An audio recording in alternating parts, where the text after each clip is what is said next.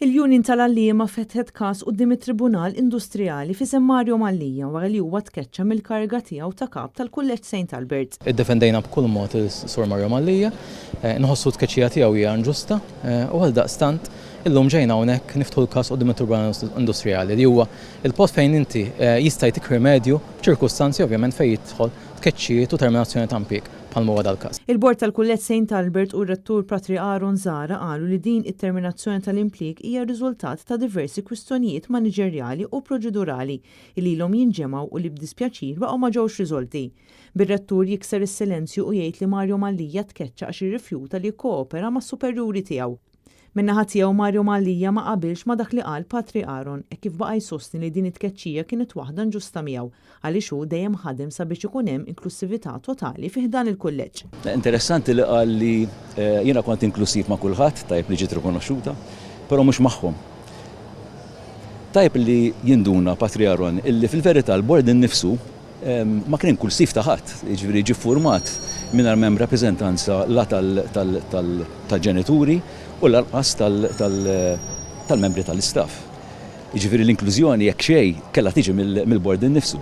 Malli feġġet l-istorja l-Arċisqof Charles Cicluna kien offra li jkun medjatur bejn iż-żewġ partijiet. Mal-isqof intqajt kellna laqgħa kordjali ħafna, nirringrazzjah tal-possibilità li kellna dialogu flimkien, dialogu li dam x'imkien lejn xi siegħa u kwart. Taf kif nittama illi ikun hemm l-istess possibilità ovvjament mal-parti l-oħra. Għax l-aħħar mill-aħħar iktar ħaġa importanti li nieħdu ħsieb it-tfal li jibdew l-iskola tagħhom Settembru li ġej. U dik l-iktar ħaġa li qed tinkwetani, apart li qed tinkwetani wkoll il-fatt l-istat d'animo biex ngħidlek kif qed ħossuhom il-membri tal-istaff li ovvjament f'daqqa waħda wara sentejn pandemija waqgħet il-bomba fuqhom. Intant f'konferenza tal-aħbarijiet li saret quddiem il-bini tal-qorti il-President tal-MUT Marco Bonnici qal li l-Union ħadet ukoll numru ta' passi oħra fosthom li wieġbet għal ittra legali ta' intimidazzjoni mir-rettur tal-kulleġġ fil-konfront ta' 3 edukaturi li jaħdmu fl-istess kulleġġ. Apparti dan l-MUT għamlet ukoll tilwima industrijali, ħarġet direttivi, ippreżentat ittra miftuħa f'isem l-istaff u anke kkoordinat laqgħa bejn l-istaff u l-Arċisqof li se ssir it-tlieta. L-Union tal-Għalliema saħqet li se tkompli taħdem sabiex ikun hemm żblokk fis-sitwazzjoni tal-kulleġġ li kull ma jmur qed issir aktar serja u bla preċedent.